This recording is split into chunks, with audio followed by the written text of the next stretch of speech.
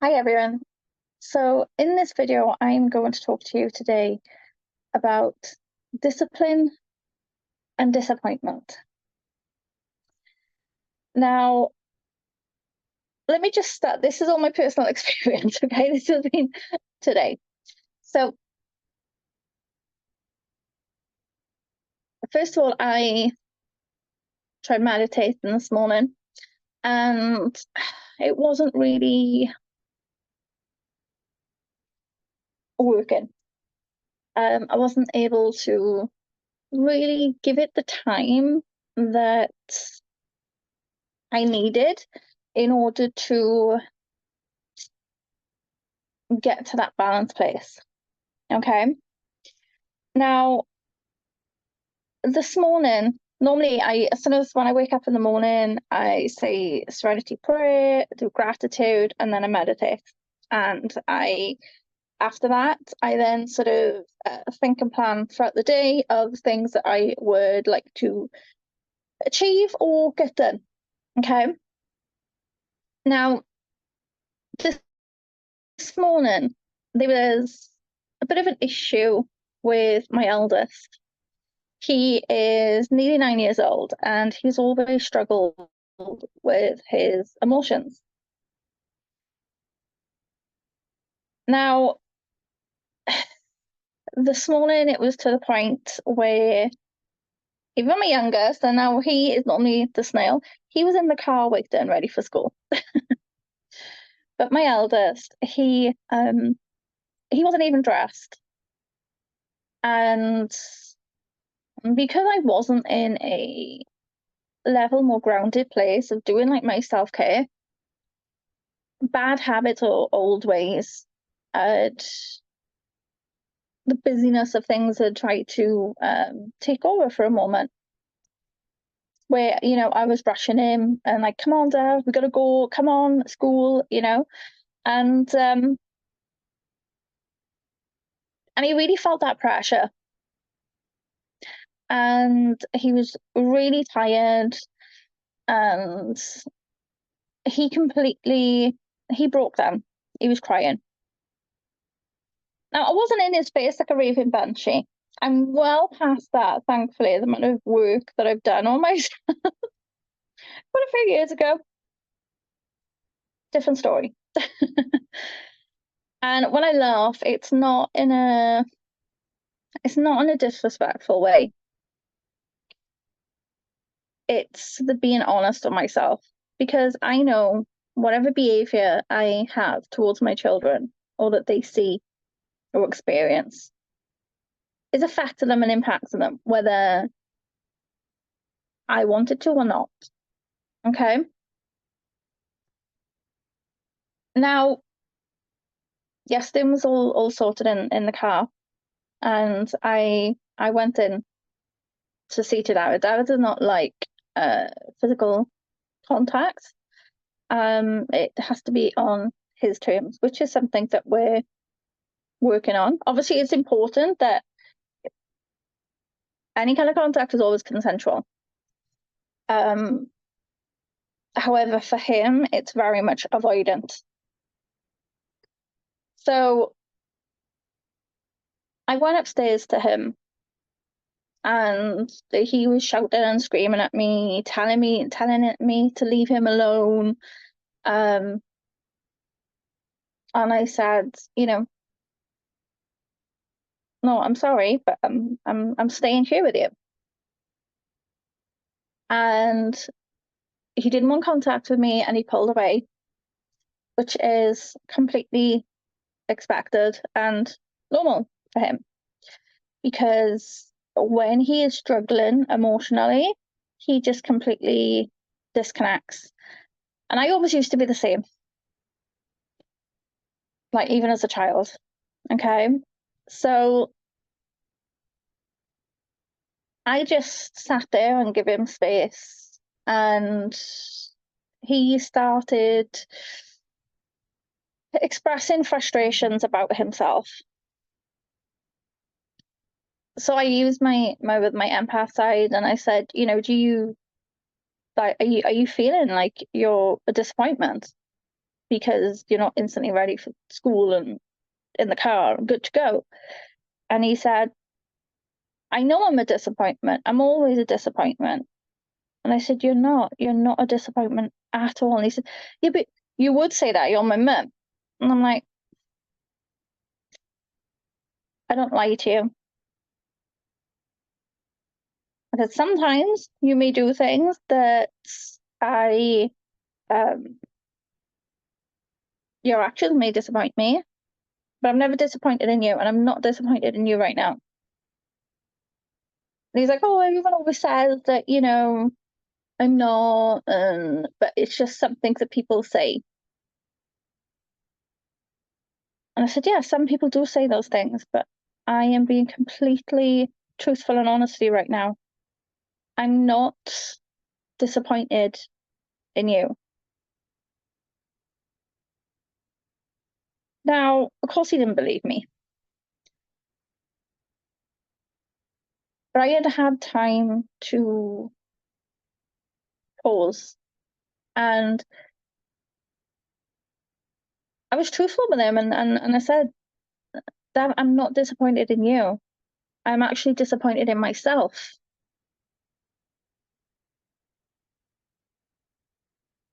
And he asked why. And I said, because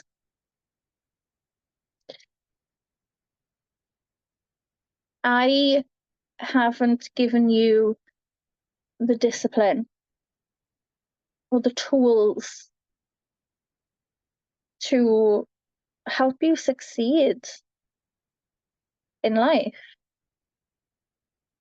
Like I was basically setting I'd been basically setting my child up for failure, to feel that they were a failure by not making sure that he had an earlier night, by allowing him to play out later. It caused him to be so tired that everything was then really overwhelming. And that's my job as his mother, as his parent. It's my job to help teach him the rules. And that's where discipline comes into things. So basically, when I was a child, discipline was, always seen as like punishment. Okay. Now, where I've done so much work on myself and inner healing over the last 2 years, I can now see the truth and the clarity that discipline is not a punishment. Discipline is like structure and rules. And I know some people say, oh, rules are meant to be broken. And yeah, the times they are, sorry, I have a late night. But they're rules to be controlled. Okay. In the healthiest way, the discipline is basically setting up rules and guidelines to allow you and to help support you to have the happiest or best possible results and outcome in your life that you could ever want.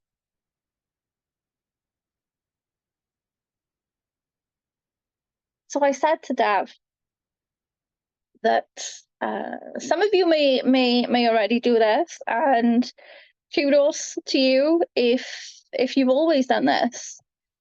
It wasn't the way that I was brought up. It wasn't what I experienced as a child, and so I've basically had to learn to teach myself these things.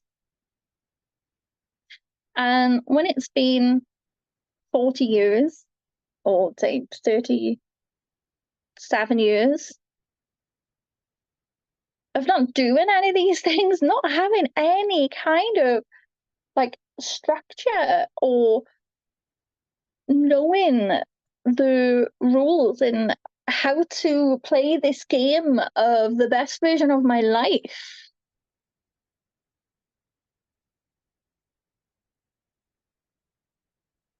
Not everyone gets taught that.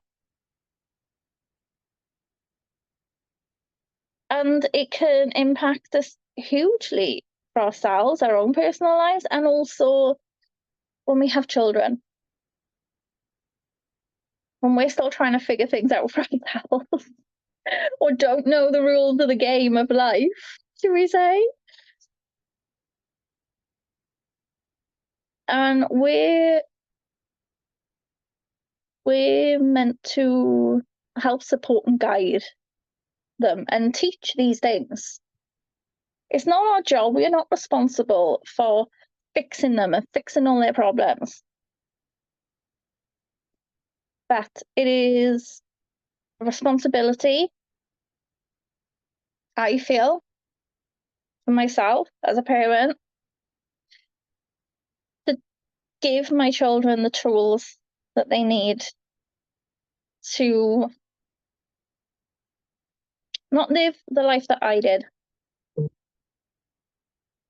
to live a happier version, the happiest and version of their life, and with coping with things and overcoming things. It's in an empowering way, not in a I need to do this or I should do this. It's not in an expectation way, but it's in a I want to help them. And in order to really help anyone, you need to figure out the rules yourself, which is easier said than done. It takes a lot of work. So, like I said to him, from now on, they will be having earlier nights. And it's not as a punishment. It's so that he doesn't feel exhausted the next day. He isn't drained and feeling emotionally overwhelmed because he genuinely needs more rest. And I've also said that from now on, we will make sure that his clothes are all set out and ready and he knows exactly where they are. So all he needs to do when he wakes up in the morning, they're right there in front of him. So he's not feeling that extra stress of pressure of having to go and look and find things. Now, years ago, I would have, with accepting sort of a blame or responsibility on my part in things, I would have struggled with it immensely. And I would have beaten myself up about it.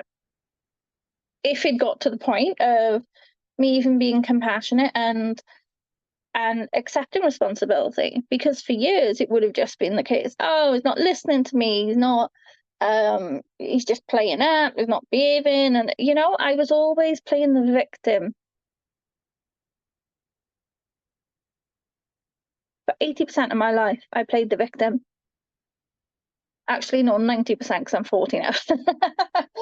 So, probably 90% of my life, I played the victim role of looking at other people's responsibility, looking at other people's part in things,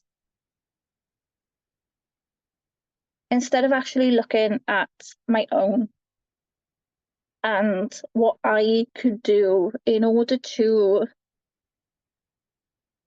really help make a difference, whether it be to me, to the other person, or this whole situation. So I feel incredibly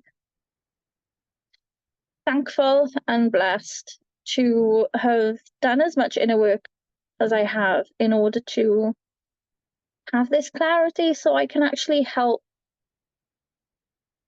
support my children, and it'll have a knock-on impact on me as well, because if my kids are happy and they're not stressed out in the morning because they're not exhausted and they want to sleep longer, or because they have everything ready instead of hunting and looking around trying to find what they need, and you know, I'm not getting stressed out with, you know, them being at school on time, or me being at work, or any other commitments. And also they are not feeling any of that stress, any of that pressure. They'll feel good about themselves.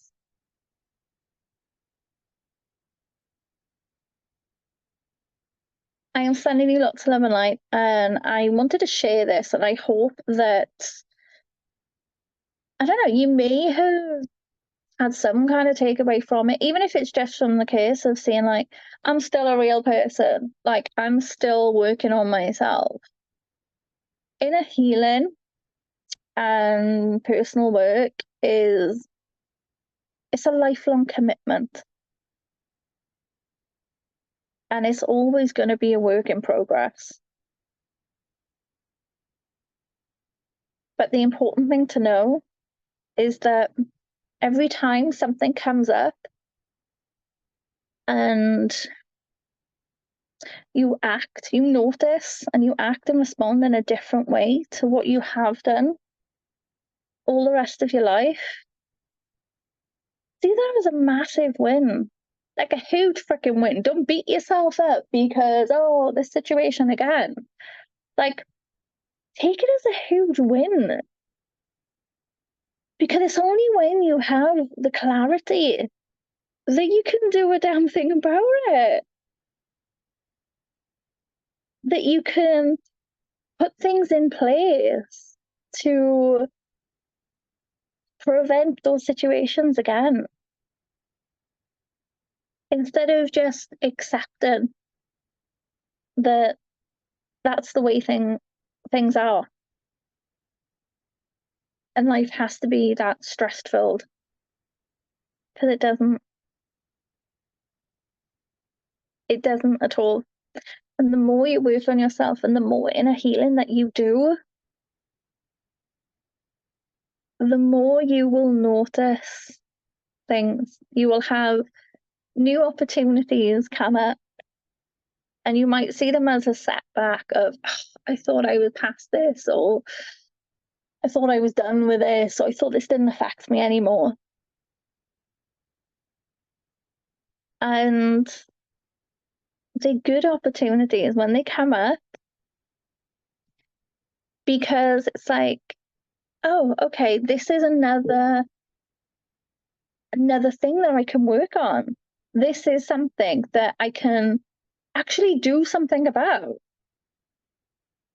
If I spend some time and do the work that's needed, this doesn't then have to keep coming up.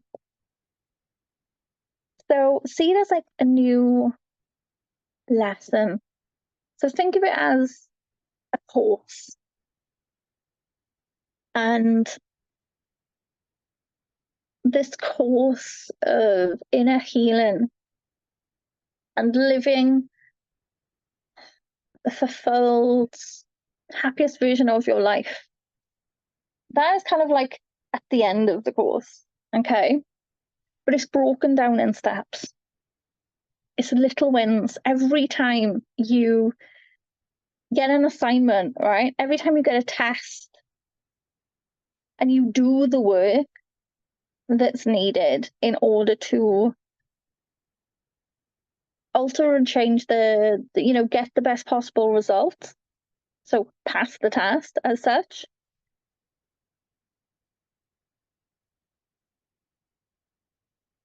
You're one step further. You're one step closer to where you want to be. And everything that you have learned and gained and experienced will benefit you now and always. It doesn't matter if this course will literally take you until your deathbed. For most people, it will. For most people, they don't even start the bloody course. Okay. So every time you show up for yourself, it's like you're completing another lesson.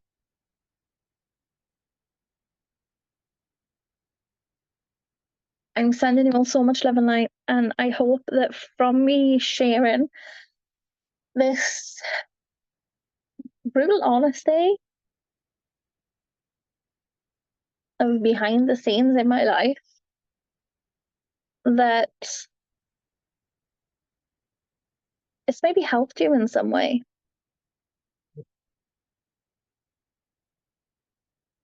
Like and subscribe if you've got something from this video, or if you know someone that might benefit from it, or one of my others, please do like share and let them know. And drop a comment as well. Drop a comment and let me know, like, if you relate to any of this. Okay, and I will catch you all soon on the next video. Bye.